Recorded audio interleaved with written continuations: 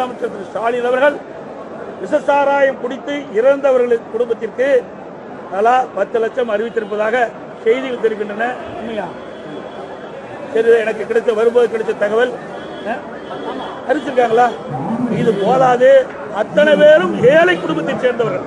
அதனால ஒவ்வொரு குடும்பத்தை இறந்தவர் ஒவ்வொரு குடும்பத்திற்கும் அந்த ஏழை குடும்பத்தை சேர்ந்த காரணத்தினால் அவருடைய உழைப்பினால் தான் அந்த குடும்பம் வாழ வேண்டிய சூழ்நிலை இருக்கின்ற காரணத்தினால் இது 10 லட்சம் போதாது, அதை உயர்த்தி ஒவ்வொரு குடும்பத்திற்கும் 25 லட்சம் ரூபாய் வழங்க வேண்டும் என்று இந்த அரசுடைய கவனத்தை கொடுக்கிறேன்.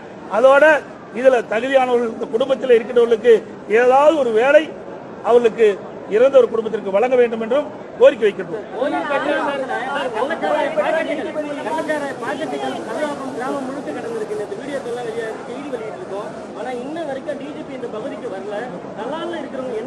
இந்த அரசாங்கமே இல்லையே, அரசாங்கமே செயல்படலையே. ஏன்னா எல்லாமே இன்னொன்னு சொல்ல வேண்டியது பொருத்தமா இருக்கு நினைக்கிறேன். பொதுக்குழு கூட்டத்தில் திரு ஸ்டாலின் பேசுறார், நான் இரவில் தூங்கி காலையில் கண் விழிக்கின்ற பொழுது எங்க கட்சி நிர்வாகிகளால் என்ன பிரச்சனை ஏற்படுமோ என்று அவரே சொல்லியிருக்கார் பொதுக்குழு கூட்டத்தில். அப்படின்னா கட்சி அவர் கட்டுப்பாட்டில் இல்ல. அதனாலதான் அவர் கட்சி சேர்ந்த நிர்வாகிகள் இவ்வளவு ஆட்டம் போடுறாங்க.